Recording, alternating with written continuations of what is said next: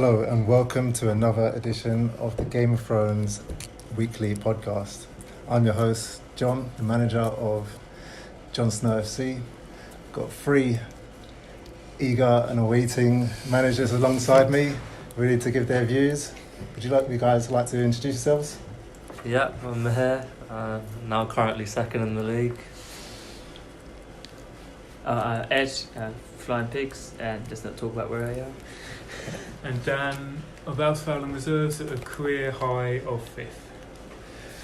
Wow, so we've got a great cast in the studio today and some great results and fixtures to discuss today. So let's get into it straight away, discussing the predictions of Game Week 8 and the results that came through. So the first game that we want to get into is the Sham versus Ed, which, as we discussed in the last podcast, we had it all in favour of Sham, so there's 3 votes for Sham, and Sham actually came through with the win with 51 points, so it's pretty high scoring for Sham. And Ed done well to get 44 points. I noticed that in that game, Sham's team done pretty well, Hazard picking up 14 points. So where did it all go wrong, Ed? For me personally, I still consider it a good game week for me. Although it's not obviously the result I want, I can take pride in the team for improving. There's been some good transfers coming in and through waivers and other means. So the team's going in the right direction. So although it's a loss again, even Sham said he thought it was going to be an easy weekend, but it turned out a lot harder than he thought. So it's positive steps in the right direction. So it went wrong for you on Sunday. Yeah, when Hazard... When he had Hazard and Van Dijk. Yeah. Sham was very nervous on the Saturday evening. But as you say, it was enough to lift you off the bottom of the table, so... Definitely. Could have been a lot worse. Yeah, definitely. I think he had a couple injuries as well, Vertonghen and Ozil. But yeah, Sham had Hazard who got 14 points, and that shows how he has match winners in his team, which you kind of let go of in your team. No comment. No comment. Okay, moving on to the second game. It was Greg versus myself. Had a split decision amongst the predictions. It was myself and Mihir going for me, and Nicholas was in favour of Greg. As expected, I dusted Greg off pretty easily with 61 points to 41. The game started off quite quietly, so we didn't have too many players. So we had no players playing on a Friday, not too many on the Saturday. And then my big guns came out and just destroyed Greg on the Sunday. So not much to be said other than that for me. Yeah, it was your front two that did it for you, 27 points with Aubameyang and Lacazette. So yeah, 61 points, pretty good game week. Greg still managed to have a few players come through, Luis, Laporte, Sanchez, Monreal, Morata, so it did better than I expected from his team. 41 is a creditable score. And that's actually what I said in favour of his team in the media comments. Didn't expect to see Greg get 41, but if he can continue getting 41 or there or thereabouts, he'll pick up some points in this league. Eventually. Okay, so moving on to Dan versus James. Pretty much of a low-scoring game. Everybody in the studio went in favour of Dan, and Dan did come through, winning by 31 points to 27 of James. Pretty low-scoring game. Why was it so poor, Dan? I seem to have a problem with strikers, so I managed to secure Aguero on a transfer, brought Kane in on loan. They got 1 point each. The only reason I won is because James benched Bolly and had him as his third sub, and I brought in Mendy because Sham thought he'd be injured, and he kept a clean sheet right at the last to bring it through. But I managed to pick up Cody and Duffy, who both kept clean sheets on waivers. Yeah, it was not a good week. So you need strikers, you say? Well, I went through the list of the strikers I've had this season. So I had Firmino on loan. He did nothing. I lent him to Ganesh and he did nothing. I had Lukaku, he did nothing. Jesus, but he's carried on his great form for Dinesh. It's only week 1 for Aguero, he did nothing. Kane, I went back through my list of strikers, and the only time it's actually worked was when I had Zaha up front by himself. So yes, I have a problem with strikers and midfielders and defenders. Yeah, I think Dan got a bit lucky with James's bench, but I think all your strikers got 1 point, even James's. So yeah, something that needs to be addressed. I think it's a wider trend of the season actually, because there aren't that many strikers who've been performing well. If you go through the top performing players, there's a lot of midfielders in there. Yes, Auto Pick got John lucky, but the points. I'd be interesting to compare that to last year, but the distribution of points between strikers versus midfielders and defenders this year seems to be a lot more even. I think obviously Hazard's the top scorer at the moment, but I think it's the defender Alonso, isn't it? I think who's second highest point so far. It's surprising. And hopefully that's deflected enough talk away from what a terrible, terrible game James versus me was. Okay, on to the next game, which was, in my opinion, the biggest game of the weekend. It was Nicholas versus Mihir, who we all had in favour of Nicholas. And just to go back to what he said in the media comments last week, it was teacher versus master. So, Mihir, your thoughts on that game? Yeah, well, to be fair, all my team, it was a really good all-round performance. Pretty much everyone got points around the park. But even Nicholas, he did well. He got 51 points, so that's nothing. He would have beaten a few of the other managers if it was depending on the fixtures that week. He just got unlucky with the fixtures, but yeah, great week all round. Yeah, I can't complain. It's very respectful. It's, so who is the teacher and who's the master? Well, before the tournament, Nicholas asked me for some mentoring on fantasy, so I think that's what he was referring to. And you kind of had a bit of a you was a bit outspoken in the media comments. You had some words for Nicholas. You want to elaborate on that? Well, yeah, Nicholas accused me of talking him into a trade with Dan. My opinion was that he gives away one great player in Aguero, which was his first pick, but in my opinion, I thought he got 3 better players. He said to me that this was my wrongdoing, but to be fair, if Nicholas kept the 4 players that he gave to Dan, it would have been a bit of a hiding for Nicholas, as none of those players really turned up that week. Also, he said he had Martial on his bench with 13 points. I was the one who actually gave him Martial in week 2, but that was his problem for not starting him. And I asked him if I could sanction the Alderweireld trade, and he said he was fine with it. So all 3 points that he accused me for was probably all his own fault. I think the Martial one is interesting because I tried to get him as part of the deal and he wasn't letting me have him. So he obviously had enough faith to pick him, but then he played Tosin up front anyway. So if you're going to back your players, back them properly and not let them play behind a budget Everton striker.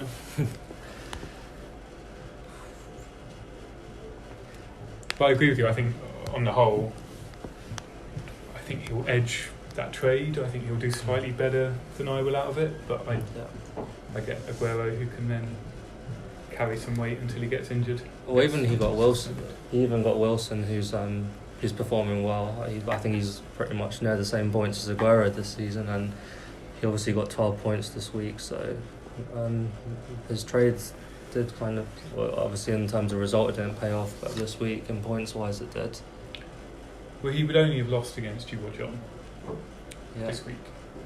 He'd have drawn against Sham and won every other game. So there was a bit of the fixture list playing a part here, but he's still got nearly double the amount of points I did, but I took 3 points this week. There we have it. And the final game of the week was Binish versus Abu. We're probably going to get into the comedy a bit later, but we all had that in favour of Abu. Abu's on a great winning streak and couldn't see the likes of Binish making a change to that. But it was a very tight scoreline. Abu only taking it by 2 points, 49-47. Where was this match won and where was this match lost, in you guys' opinion? Well, Lovren, I think. I mean, yeah, he got the clean sheet, but I'm not really sure how he got the 3 bonus. I mean, I watched the game. He didn't particularly play too well. But yeah, you've got to feel sorry for Benesh on this one. I disagree. We've been saying to Benesh for weeks that he's been carrying De Bruyne, he's been carrying Ali. Storage is never a guaranteed start, same with Company. So straight away you're down to needing some of the fringe players playing. He's got Xhaka and Kante, who are 2 defensive midfielders. You know, he's taking a gamble that the big name players are going to come through for him. In fairness, he's done well picking up Bennett and picking up folks on the waivers, which have served him well. But he's playing with fire here by just going for the bare minimum and holding on to these players without a concrete return date.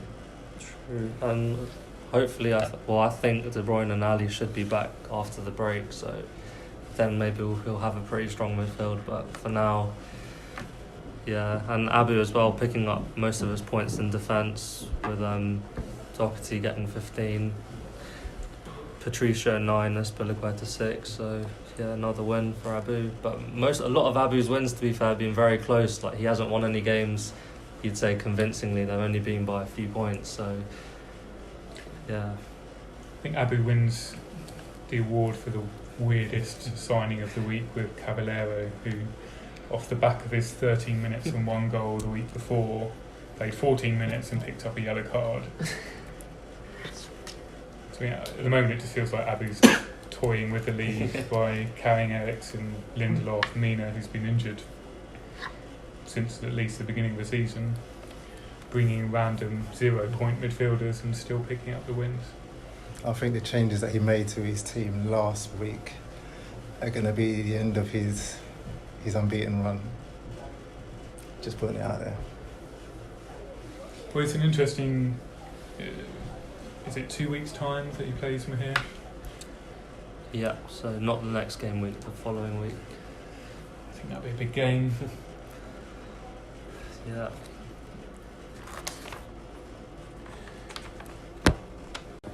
So, moving on to predictions for game week 9. The first game that we're going to discuss is James versus Sham. And I'm not too sure about James's mindset because just what he said in the media comments, he said, looking forward to playing Sham. Can't see that bringing through a win. Seems as though he's lost his confidence in his team and being towards the bottom is getting to him. What do you think, Ed, being a fellow manager down the bottom? Yeah, I'm down there with him. I think we have quiet optimism. We don't overcompensate. We know we're in a tight situation. But and Sham, he's got a good team. I mean, he's got Hazard. So you can, like, when I went into the game week this week against Sham, you're going in there knowing the likely result is not going to be a win. You try and big it up a little bit, but it's going to be a tough game. I think James probably isn't got much confidence at the moment in his team. For that, I mean, he might have some transfers in the pipeline. Who knows? It's obviously not going to be revealed till later. But yeah, I think he's going to be struggle against Sham. Yeah, Sham threw in another dig as well. He said, "I'll work hard to ensure James's leaving present is another loss." Is that is that easy work for Sham then? I got 31 points and still beat James. Yeah, I think that's what needs to be said, really. Yeah, so Sham won't have Hazard. I think Sham has agreed to lend Hazard to Benesh against me. But I think he's still got enough strength there to beat James. Yeah, I think Sham will win overall. I don't think James has enough firepower in his team. So predictions, is that all in favour of Sham? Yeah. Dear, oh dear. Next game we're going to talk about is Nicholas versus Ed. And Nicholas came off the back of a defeat to Mahir, but still scored highly. Ed is struggling down at the bottom for points. How's this one going to turn out, Mahir? I think based on the fixtures next week, it actually suits Ed. Because some of his players are at home. like King, his defence. So I think it'll just go down to who, on the day. Like Ed didn't get too bad of a score last week, and he is improving week by week. So I think it'll be a close game, and I'm gonna actually pick Ed for this one. It's funny that Nicholas is backing himself quite strongly. He's come out saying he's looking forward to playing Ed, and that you've given away the most points in the league, so he's looking to capitalise on that. I think Mahir's right in that Bournemouth have got a favourable fixture at home against Southampton, and obviously Ed has King, but Nicholas now has Fraser and Wilson, so I think that's not a bad fixture for those guys. I think Ed's in for another tough game week. And yourself, Ed? Obviously, I'm going to back my team. I think obviously Nicholas has a very consistent performance. He's always scoring good points. But I think with the improvements the team have been making, with some potential improvements I hope to make before the next game week, I think I could scrape a win out of it. I think it'll be a close affair, but I believe in the team. We'll get scraped through. That's good. It's fighting talk. So I think that's 2 for 2 here. Two in favour. I'm in favour of Nicholas here because I think Nicholas is just overall too strong. We'll talk about this later. The whole point is to talk about it now. We're having a conversation. No, yeah, fair enough. Towards the bottom of the league, you need to either have faith in your team like a certain somebody, or make the trades and trade your way out of it. And you seem to be quite, quiet. Your media comments isn't saying too much. Do your players actually feel the passion of the manager? What's going on? So yeah, my players know we have regular conversations, obviously, and there is movement in my team. I'm not static. I do move players around. I get rid of the ones who aren't performing. So they know Really? I'm serious. So? Really? Well, some of them. There's quite a lot of players to get rid of. Yeah. I think there's a lot of good players this week in the pool to pick up in waivers. So Yeah, I'll probably get first picks for that. I'm second pick this week. He's not bottom. I don't think you'll be bottom come the end of next week. That is the hope. Yeah. So yeah, the team. No, I'm confident in my team. But again, I won't be bottom for the round 2 ceremony. That is. Okay, that's good. That's good stuff. So the next game we're going to discuss is Binesh versus Dan, and just from where I'm sitting, I think there's a lot more to it in this game than meets the eye. I think there's some underlying tones between Binesh and Dan. It's like the City United derby. This. It is. I agree. Which one of us is City? Well. So yeah, we had a bet when Binesh was riding high that I would overtake him. And I would finish higher in the league. I didn't think it would take 4 weeks to overtake him. But he does have that deal with Sham about loaning Hazard that makes me a little nervous. Then again, his team is pretty average. And so's mine, but I have Aguero, so I think let's hope Aguero comes back from the international break fit. I don't think he's playing this international break, is he? But they've got a favourable fixture. I think it's at home to Burnley. It's all or nothing for that for me. Yeah, I think it's a big game. Neither of them will want to lose. Obviously, Binesh made that video in the first week to kind of mock Dan, and now most people are laughing at Binesh, so he'd love to get one up on Dan, but I think it'll go down to the trades this week. Both will be looking to get players in, so it's a tough one to call. Yeah, I think it's tough to call because Binesh is getting Hazard. He can turn anyone's team into a winning one. Well, let's see about that, shall we? Yeah. This is the ultimate test. It's the ultimate test, but my probability is with Dan. But yeah, I think it will be interesting to actually see the result. So predictions for the game? I'm going to go with Dan. Dan. Now I've just said he's on self-destruct mode, I have to say Dan. It's all 4 in favour of Dan, I'm afraid, Binesh. Sorry. I do think it will be tight, sadly, but I think that's down to how average my team is rather than how good his team is. I think the same. Both teams are quite average. Next game, We can't all get lucky with picking Arsenal strikers for us. Okay, so moving on to the next game. It didn't pay off for you in the first round, though, did Okay, if we really want to go there, Well, this is a nice segue into the next game, which John versus Mahir. yeah, so myself versus Mahir. I think we were both quite respectful of each other in the comments when we talked about our next game.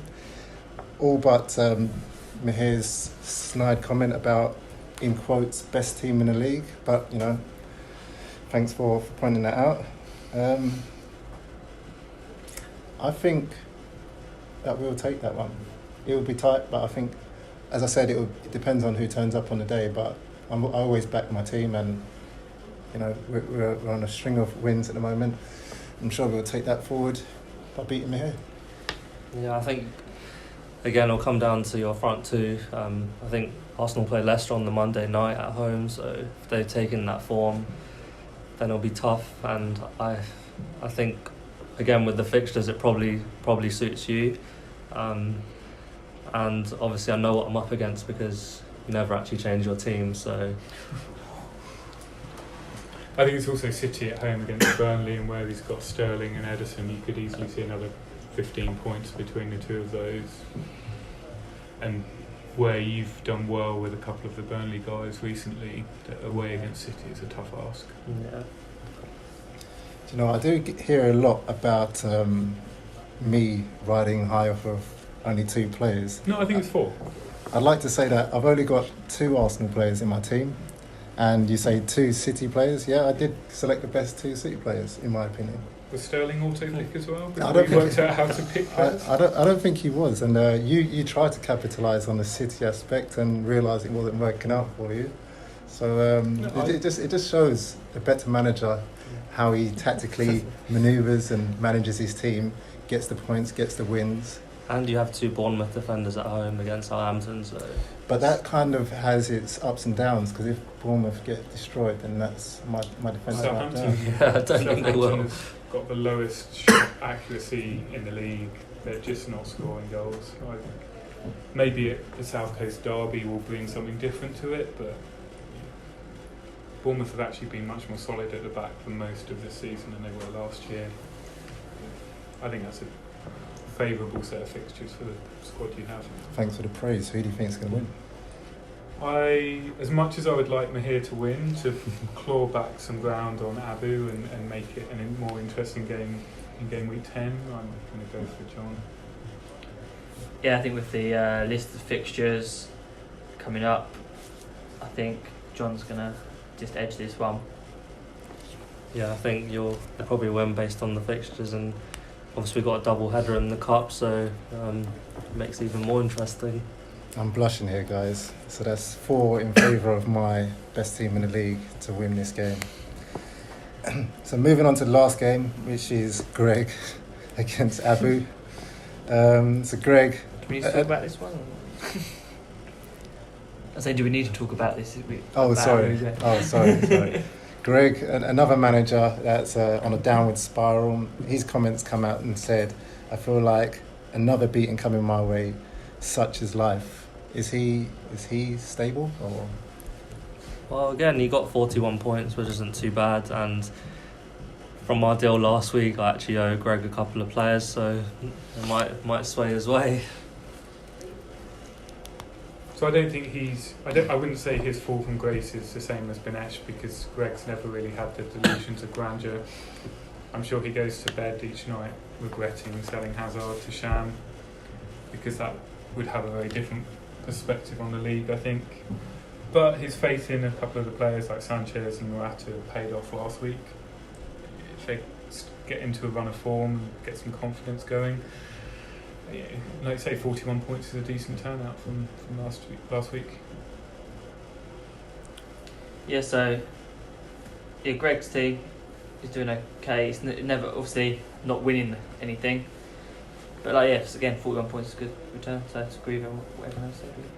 Also, Abu has a few injuries, and some of his players don't start. Yeah, so it's not a squad you look at and think they've got a 100% record so far.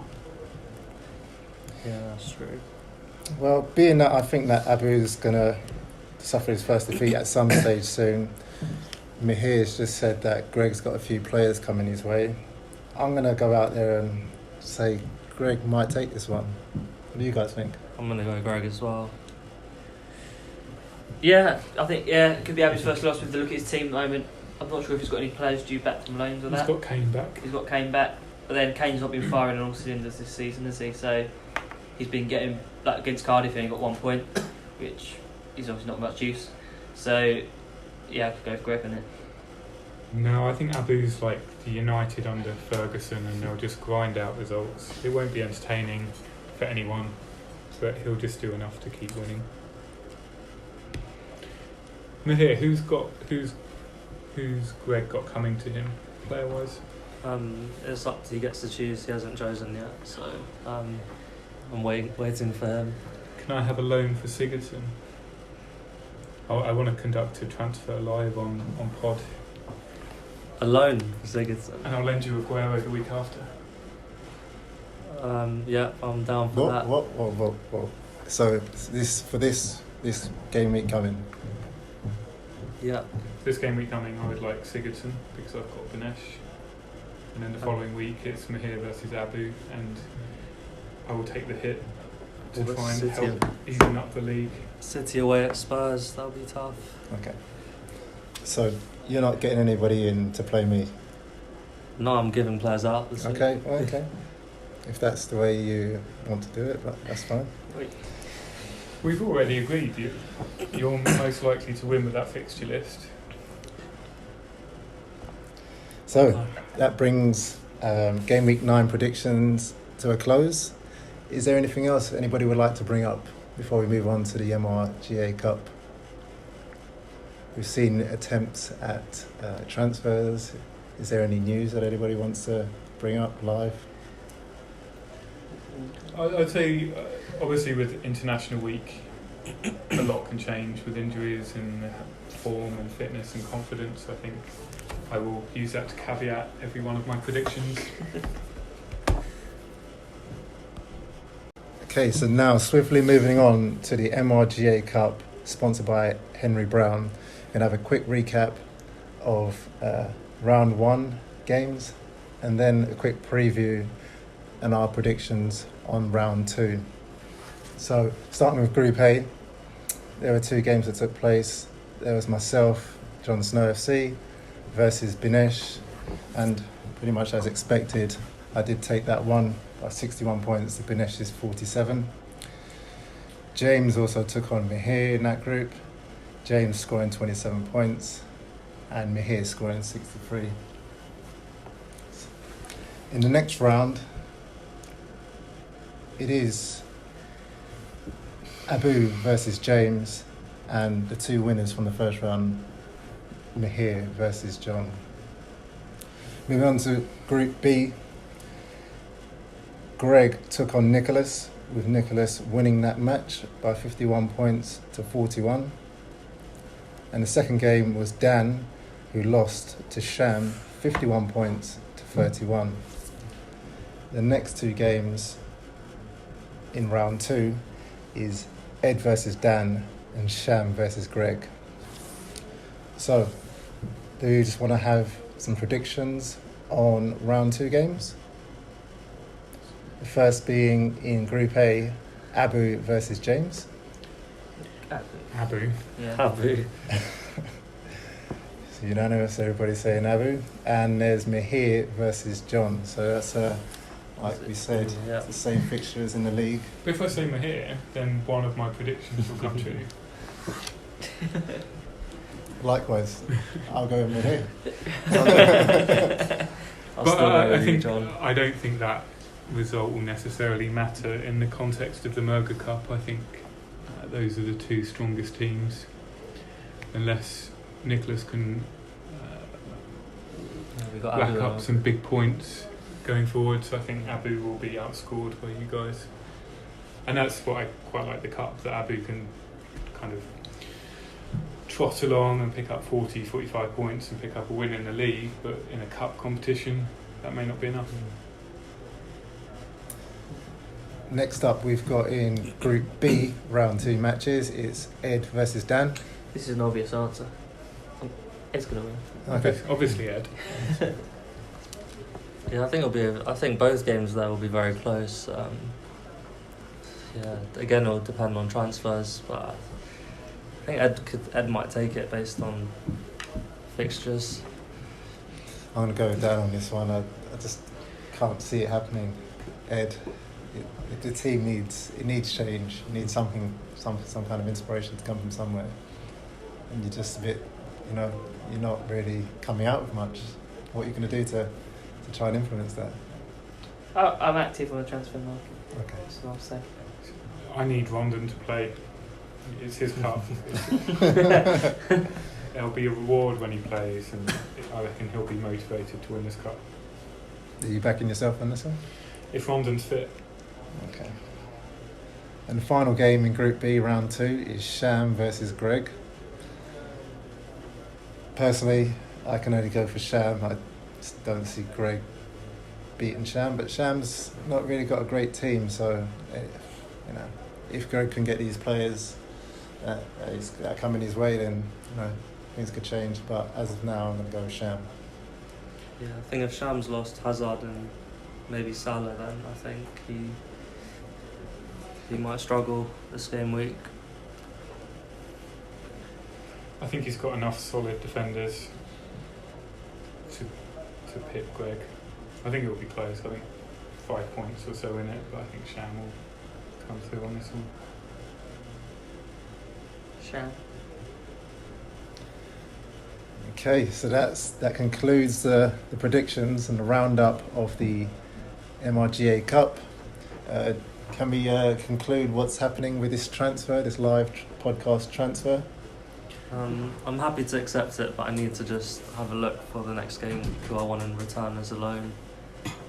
You heard it on air. Okay, we don't need to shake on it, it's digitally saved down. You can press record. Yeah, it's there. Okay, so that brings us to the end of the podcast. Thank you for your time, guys, and keep the comments coming. It will only make